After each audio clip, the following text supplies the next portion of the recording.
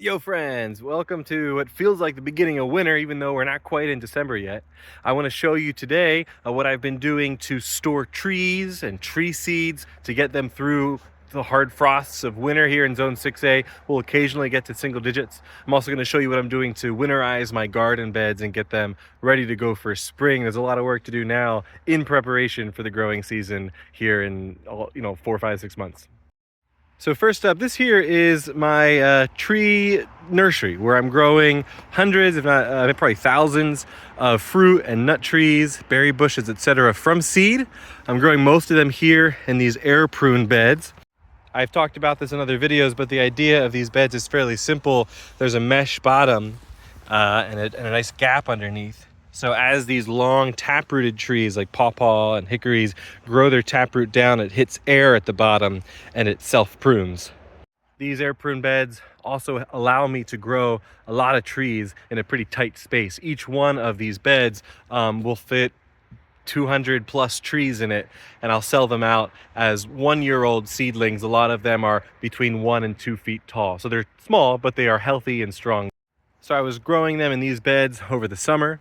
I also have some beds in the back here, like classic garden beds, where I'll be doing some growing of trees in those as well.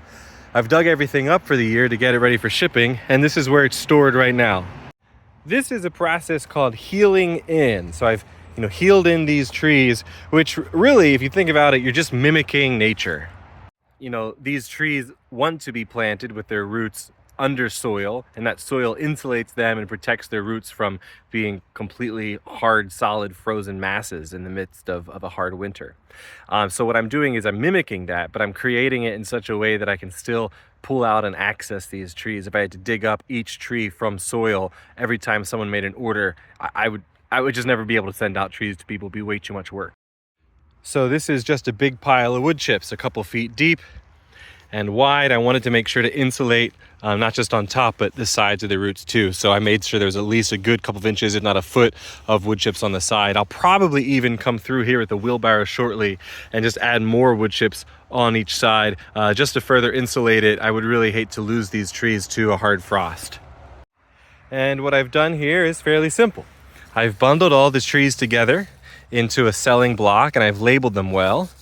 These here are Juneberry trees that I collected from around town, and I've listed these as grade B. So these are trees that I probably won't really sell to people that much. Most of them I will hold on to and replant in pots and grow out to be bigger trees next year. I may sell bundles of grade B trees to people if they want trees at a much cheaper rate and they're willing to do a little extra work to get them through the year. These grade B trees are strong and healthy. They're just small. Or maybe I clipped the taproot when I was pulling them out of the bed. So I don't want to just sell them to people and say this is my best stock. But if people are willing to put in a little extra work, watering maybe a little bit more or protecting from deer as they're a little shorter, rabbits, these trees will be strong and healthy. Anyway, so these are grade B Juneberry trees. And then over here, I labeled, grade A Juneberry trees. And all I did was dig a hole and plant them in a big bundle here in the wood chips. I even brought the wood chips up past where their roots start. I really wanted to make sure those roots were well insulated. And because they're in wood chips, this fairly loose material, it's pretty easy for me to grab 1 or 2 trees and loosely pull them up out of the soil. And so I can pull up individual orders, or I can pull the whole bunch up, sort them out, and put them back all within just a minute. These pecan trees I'm really happy with. These are some northern hardy pecan trees. These are all 2 feet tall, really strong, really beautiful, full of green life, very healthy trees that are going to drop an absolute ton of nuts for people here in just a handful of years. I also had a lot of success with these hazelnut trees, many of which are taller than 2 feet tall. These are grown from select variety seed from the Oregon State University Research Project. They're a cross between American and European hazelnuts. So they are resistant to the American diseases, but produce large nuts like the European and hazelnuts do. We got some Chinese chestnut grown from local, strong, healthy looking trees. I got some pawpaws collected from wild seed, as well as from some select variety seed from orchard variety trees. I have some crabapple trees taken from the John Hershey farm in Downingtown, Pennsylvania. So a lot of stuff here, probably a couple hundred, if not 1,000 trees here stored in this short bed.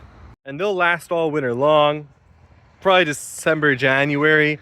The top inch or two of the wood chip bed will be crusted and frozen hard enough that it'll be awkward for me to go in and dig them out, so I really won't do sales in those months. But come spring, when the things thaw out again, I'll easily be able to get in here. I can sell more bare root trees in early spring, and then when they start to leaf out, if I have any left unsold, then I need to find a more permanent home for them, either a larger pot or plant them in the soil myself. So these will stay like this for a long time, but as soon as it warms up, you're going to have to find a home for it. And then you can fairly easily repeat this process with pots and potted plants. This here is a pile of pots full of soil that I've planted seeds in. I have them all labeled here with numbers, and I have the numbers written down what they are. That way I can keep more detailed records. So for example, I might have planted some beach plum seeds here in this pot of soil, watered them, periodically throughout the summer so it didn't dry out. And then here in the winter, I surrounded it by wood chips and insulated it with some straw on top, just to keep, that top inch or so of soil from freezing hard and freezing those seeds. Then in early spring, I'll pull back that insulation and let the plants go. So a lot of these plants, they need to go through a period of cold dormancy. You can, put them in moist sand or soil and store them in your fridge. I ran out of room for seeds in my fridge last year, so I'm trying to store almost everything outside this year. In here are my buckets of seed. So let's see. Here are some Chinese chestnut seeds that I've put in this bucket. I've kind of layered wood chips, a layer of seeds, wood chips, a layer of seeds, etc. And then, drilled holes in the top and bottom of the bucket so water could pass through. And then surrounded it by this material. So it's going to experience the cold of winter, but it's not going to freeze hard. Come early spring, I'll pull out these buckets and start planting the seeds in the air-prune beds. By early spring, some of them may have started to wake up and start to send out some roots, and that's okay as long as you don't harm the roots. And then they'll grow into beautiful trees here. I've also, healed in a lot of my potted plants. You can see the ends of the pot sticking out here, this wood chip pile. I eventually want to move them inside the fence, just in case the deer start taking a liking to them, especially if they start to wake up in the spring.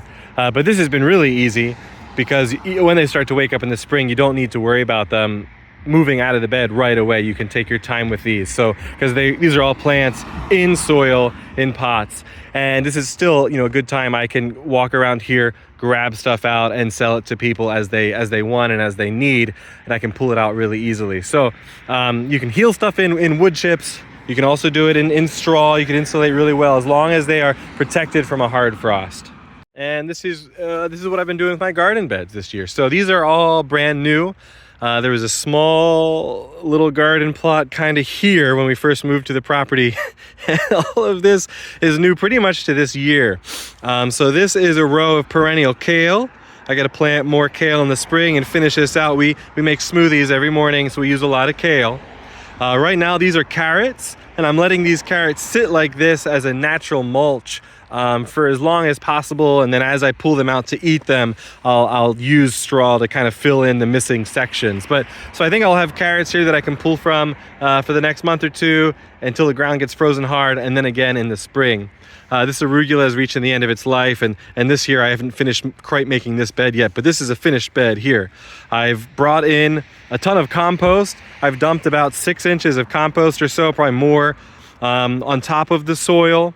And then I have layered a good couple inches of straw on top of that to insulate the soil. This bed I've actually gone through and planted garlic up and down the side. of each bed.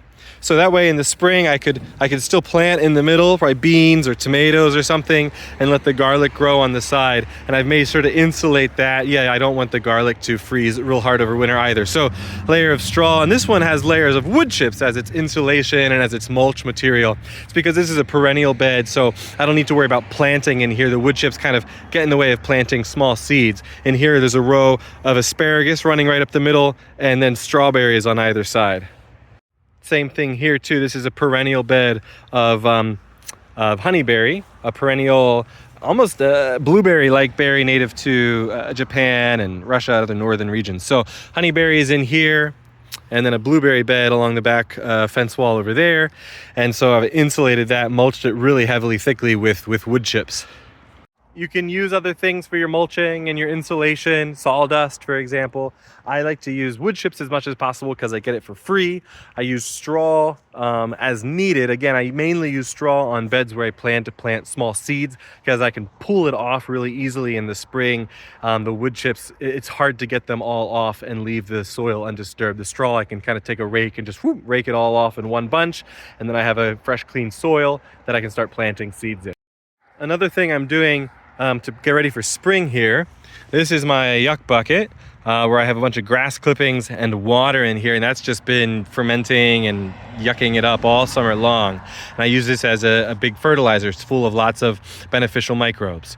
So especially because these beds have just been built, and because, you know, I have a number of months before I plant in them, I want to get things going. I want to get beneficial microbes established in these beds before I add plants to them. So I'm going to come by here with a watering can, maybe once a week for the next week or two, and do like 1 to 10 of like 1 part bucket of yuck mix, 10 part water, and water these beds, even though there's no plants in them besides the garlic. Water these beds with this homemade fertilizer and add and increase the beneficial microbes that are in the soil right now.